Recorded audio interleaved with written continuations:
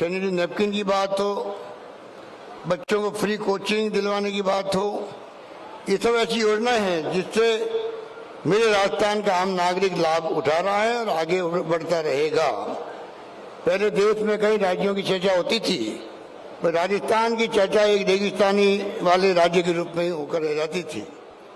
आज राजस्थान एक model state बन रहा है और देश के सबसे तेजी से आगे बढ़ने वाले राज्यों में है। आज राजस्थान की जब देश में चर्चा होती है तो सबसे अच्छी सड़कों के लिए होती है,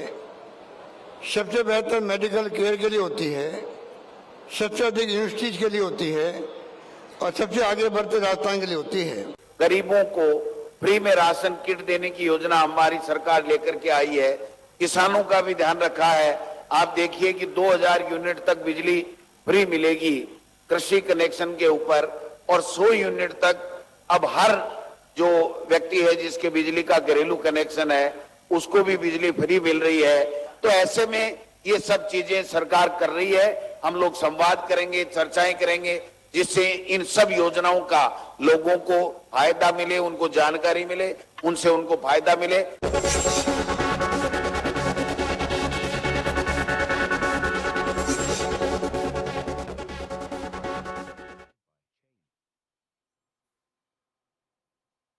नमस्कार जंटी में स्वागत है आपका। मैं हूं योगेंद्र। आप देख रहे हैं बड़ी खबर, और बड़ी खबर में हम बात करेंगे सरकार की योजनाओं की। मुख्यमंत्री अशोक गहलोत सहित सरकार और पार्टी कांग्रेस का दावा है कि विकास योजनाओं के जरिए हम ये चुनाव फतेह करेंगे 2023 का, और इसका असर 2024 पे भी रहेगा। लगातार संभाग सम्मेलन और लाभार्थी सम्मेलन जो किया गया राजस्थान दिवस के मौके पर, और मुख्यमंत्री का साफ कहना था कि चुनाव का आधार हमेशा विकास होना चाहिए, जाति और धर्म से ऊपर उठ करके उसकी चर्चा करनी चाहिए। अगर आपने कुछ काम किया तो जनता के पास जाना चाहिए, और हमने काम किया। इस बार हम लेके जा रहे हैं 2028 तक का हमने बजट पेश किया है, और उसी विजन को हम आगे लेकर के जाएंगे। लाभार्थियों से चर्चा की उन्होंने ये भी पूछा कि कोई कमी हो तो बताइए, और यही बात संभाग सम्मेलन में लेकर के जा रहे हैं। लेकिन दूसरी तरफ भाजपा का साफ कहना है कि इस तरह के सम्मेलनों में लोग नहीं आ रहे हैं, बाकायदा बुलाया जा रहा है उन्हें, प्रेशर डाल करके अधिकारियों का लवाजमा लगाया जा रहा है इस तरह के सम्मेलनों को सफल करने के लिए, लेकिन फिर भी भीड़ नहीं आ रही है। यानी कि जो बीजेपी का दावा है उससे साफ जाहिर है कि लोगों का रुझान नहीं है सम्मेलनों की ओर। खैर चलिए, ये सियासी बयानबाजी है और इसका कितना इंपैक्ट होगा ये तो वक्त बताएगा। हमारे साथ इस मुद्दे पर चर्चा करने के लिए राजकुमार शर्मा कांग्रेस से हैं, भाजपा से हमारे साथ नवनीत पुरोहित जुड़ रहे हैं, और हमारे सहयोगी दशरथ सिंह हमारे साथ में। राजकुमार जी, लाभार्थी सम्मेलन किया, मुख्यमंत्री जी ने चर्चा की उनके साथ में, राजस्थान दिवस समारोह था, लोग सोच रहे थे बड़ा कोई कार्यक्रम इस तरह का होगा, लेकिन मुख्यमंत्री ने चुना लाभार्थियों से चर्चा करना। क्या लगता है आपको कि इसका कुछ असर होगा, या फिर कुछ एक प्लानिंग ऐसी है? ये भी पता चल रहा है कि संभाग सम्मेलनों में भी इसी कुल आधार बनाया जा रहा है। देखिए योगेंद्र जी, राजस्थान की सरकार ने 5 अपने अच्छे बजट पेश किए, और बजटों के साथ साथ लगातार राजस्थान की जनता को किस तरह से राहत मिले, राजस्थान के गार्जियन के रूप में राजस्थान के लोकप्रिय मुख्यमंत्री अपना कार्यकाल पूरा कर सके, इस बात की हमने अच्छी अच्छी योजनाएं लगातार हम देते रहे। अब चूंकि चुनाव अगले वर्ष आने वाला है, 7-8 महीने के बाद चुनाव है, तो राजस्थान की सरकार ने और संगठन ने तय किया है कि हम संभाग सम्मेलन करेंगे, जिलों के सम्मेलन करेंगे, ब्लॉकों के सम्मेलन करेंगे, और उसी सिलसिले में राजस्थान की सरकार हमारे संगठन को लेकर के संभागों के दौरे चालू कर दिए हैं, मीटिंगें चालू हो गई है, और हम संभाग सम्मेलनों में जाके, मीटिंगों में जा करके राजस्थान की जनता को एमएलएस के माध्यम से, अधिकारियों के माध्यम से, सरपंचों के माध्यम से, जितने भी लोग वहां आते हैं उन सबके माध्यम से जनता तक अंतिम कड़ी तक ये बात पहुंचाना का प्रयास पूरा कर रहे हैं कि हमने अब तक राजस्थान की सरकार में राजस्थान की जनता को, राजस्थान की सरकार ने क्या क्या लाभ दिए हैं, वो तमाम लाभों को हम जनता तक पहुंचाएंगे, तभी उन सब योजनाओं का हम चुनाव में लाभ ले पाएंगे। होता क्या है, सरकार ने योजनाएं बहुत अच्छी अच्छी बना देती है, और अधिकतर हमेशा कमियां ये रह जाती है कि हम जो अच्छी अच्छी योजनाएं लागू करते हैं जनता के लिए, वो योजनाएं जमीन तक और ठेठ गांव तक नहीं पहुंच पाती है। तो मुख्यमंत्री जी ने स्वयं ने यह बीड़ा उठाया, संगठन के मुखिया को साथ लेकर के, हमारे ऑल इंडिया जनरल सेक्रेटरी जो रणदावा साहब, उनको साथ लेकर के स्वयं ने बीड़ा उठाया। संभाग स्तर से सम्मेलन चालू हो गए हैं और उसी के लिए आज लाभार्थी जो सम्मेलन आज जयपुर में जो किया गया था, मुख्यमंत्री स्वयं बात करना चाहते हैं, मुख्यमंत्री स्वयं बात करना चाहते हैं कि चिरंजीवी योजना मैंने लागू की, उसमें क्या है, मैंने अनुवृत्ति योजना लागू की, उसमें छात्रों को फायदा मिल रहा है नहीं मिल रहा, मैंने निःशुल्क दवा योजना की, उसका लाभ मिल रहा है नहीं मिल रहा, मैं निरोगी राजस्थान करना चाहता हूं, लाभ मिल रहा है नहीं मिल रहा है, मैंने 500 रुपए का सिलेंडर किया है, अब उसका लाभ जनता को मिल रहा है नहीं मिल रहा, मैंने 50 यूनिट पहले बिजली फ्री की थी, अब 100 यूनिट बिजली की, राजस्थान की जनता को लाभ मिल रहा है नहीं मिला, मैंने किसानों के लिए 2000 यूनिट बिजली फ्री की, उसमें उनको लाभ मिल रहा है नहीं मिला। मैं एक बात जानना चाहूंगा राजकुमार जी, यहाँ पे देखिए हमें ध्यान है कि 2013 में प्रधानमंत्री नरेंद्र मोदी भी आए थे यहाँ पे जी। और 18 में आए थे जब राजस्थान विधानसभा के चुनाव थे, उससे ठीक पहले बेनिफिशियरी सम्मेलन किया गया था यहाँ पे अमरूदों के बाग में। तो उस वक्त भी सवाल उठे थे कि वास्तव में आम पब्लिक से तो बात होती नहीं, एक निश्चित चेहरे तय होते हैं कि इन्हीं से सवाल होगा और इन्हीं को जवाब देना है। तो अगर वास्तव में कोई भी गवर्नमेंट हो, मैं आप ही की बात नहीं कर रहा हूं, कोई भी सरकार अगर ये बात जानना चाहती है कि हाँ क्या स्थिति है कि लोगों को इसका बेनिफिट मिल रहा है कि नहीं मिल रहा है, नहीं मिल रहा तो क्यों नहीं मिल रहा है, ये कोई वास्तव में जानना चाहता है या फिर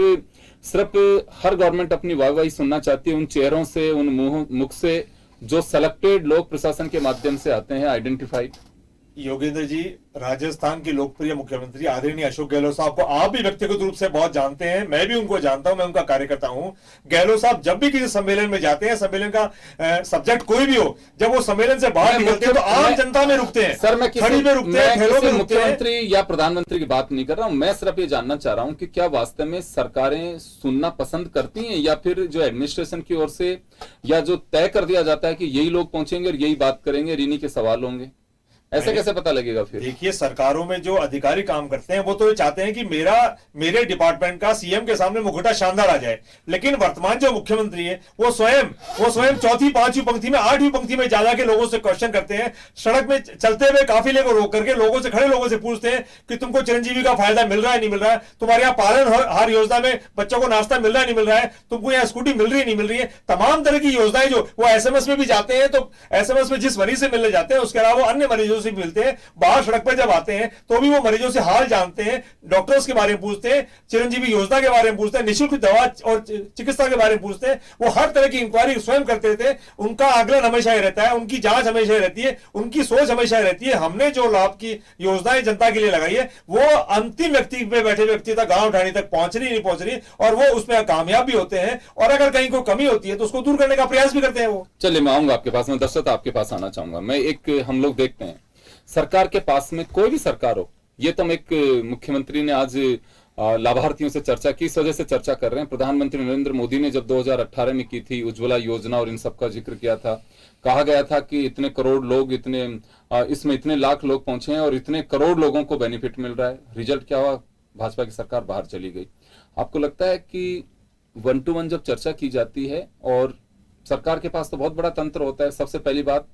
पार्टी बेस्ड सरकार होती है, उनके पास में कार्यकर्ताओं की बड़ी टोली और टीम होती है, कोई पूछता है उन कार्यकर्ताओं से कि वास्तव में अपनी योजनाएं धरातल पे उतरती हैं कि नहीं उतरती हैं? उसके बाद में उसके जिलाध्यक्ष होते हैं, उनके विधायक होते हैं, ये कुछ होता है या कोई भी सरकार हो सब अपनी वाहवाही सुनना पसंद करती है? देखिए, निश्चित तौर पे कार्यकर्ताओं की अगर पूछ होती है किसी सरकार में तो उसका रिजल्ट पार्टी को मिलता है, ये हमेशा से देखने में आया है। जिस जगह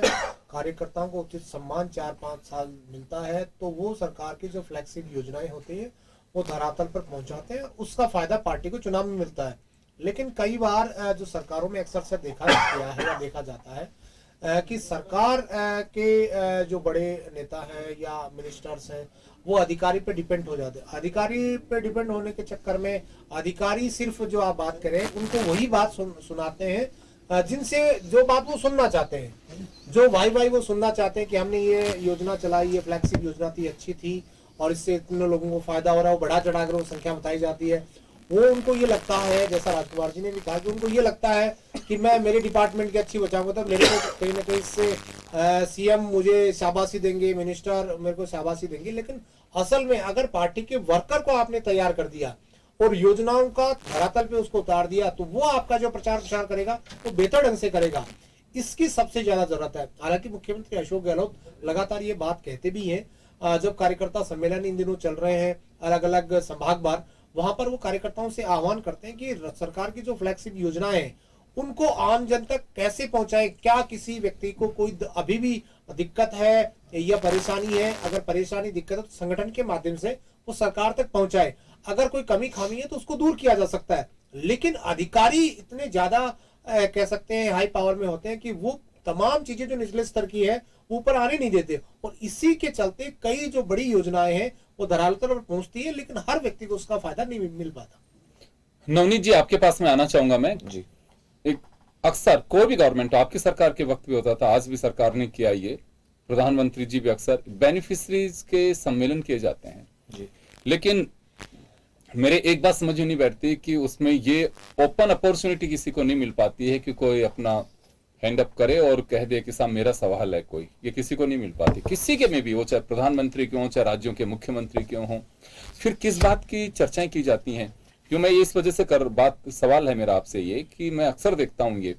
वो सेट एक होता है कि नाम बाकायदा वहां से बोला जाता है कि ये अब बताएंगे अपनी योजनाओं के बारे में, फलाना नाम, फलाने गांव के फलाने ये नाम, तो फिर वो ओपन कैसे डिस्कस हो पाता है? देखिए योगेंद्र जी, ये बात स्पष्ट है कि कोई भी चीज राष्ट्रीय लेवल पे अगर होती है जिसको पूरा देश और हो सकता है विदेश में भी सब लोग देख रहे हो, तो उसको व्यवस्थित और मैनेज रखने के लिए कोई तो आपको प्लानिंग, कोई स्ट्रैटेजी बनानी पड़ेगी। आप प्रधानमंत्री जी जैसे सीनियर पुरुष से, जो इतनी इंपॉर्टेंट पर्सनालिटी हैं देश के और जो विदेश में भी देखे जा रहे हैं, उनसे आप रैंडमली किसी व्यक्ति को पूछिए, रोक के सवाल तो पंडाल की बात कर रहा हूं जिसके अंदर बाकायदा बुलाया जाता है। जी, मैं यही कह रहा हूं। अब पंडाल में आपने देखा होगा कि प्रधानमंत्री जी जब भी चर्चा करते हैं, चाहे वो शिक्षा के ऊपर रणनीतियों पे जब चर्चा करते हैं, बच्चों से चर्चा करते हैं, तो उसमें वास्तव में उस जो पूरा जो ऑडिटोरियम होता है उसमें से मौका दिया जाता है कि अगला सवाल कौन पूछेगा, और बच्चे तक